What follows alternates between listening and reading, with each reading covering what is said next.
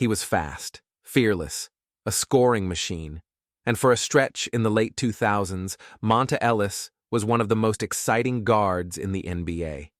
But no matter how many points he poured in, how many defenders he blew past, one thing always seemed to be missing: an all-star selection. This is the story of Monta Ellis, the man who played like an all-star, but never got the nod, and why he's one of the greatest hidden gems of the modern era. Born and raised in Jackson, Mississippi, Monta Ellis wasn't handed anything. He didn't go to a powerhouse college. He didn't go to college at all. He jumped straight from high school into the 2005 NBA draft, where he was selected 40th overall by the Golden State Warriors. A second-round pick, barely 6'3" with a skinny frame. Nobody thought he'd last. But Monta? He came in ready to prove them all wrong. By his second year, he averaged over 16 points per game and won the NBA's Most Improved Player award. From there, the rise began.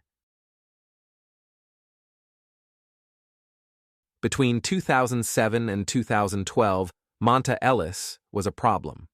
He was one of the fastest players in the league.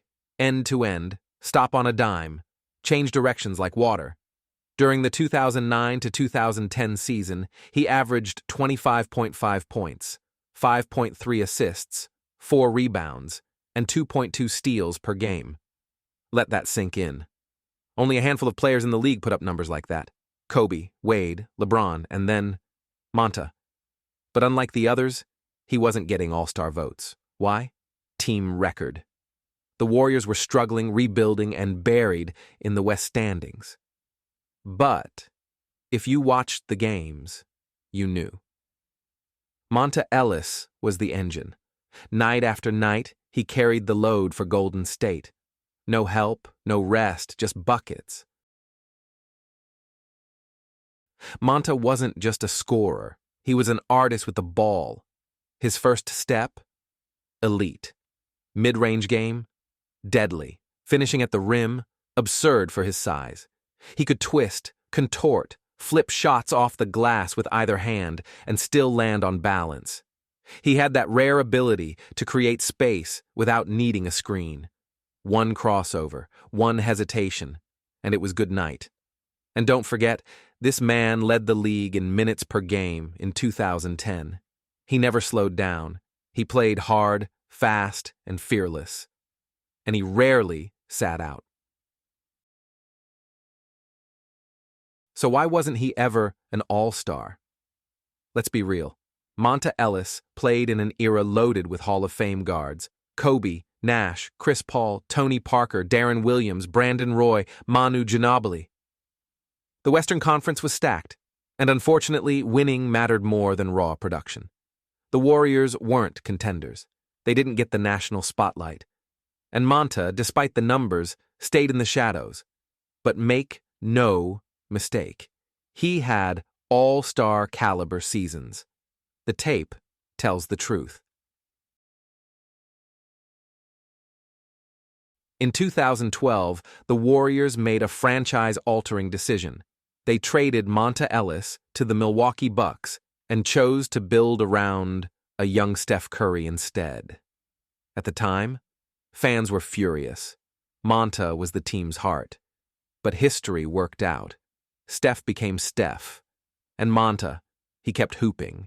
He averaged 19 points per game in Milwaukee, then reinvented himself in Dallas as a secondary option next to Dirk Nowitzki. And for a couple seasons, the Mavs were dangerous again, with Monta slicing up defenses just like old times. Monta Ellis retired without any All-Star nods. No All-NBA selections. No real national love.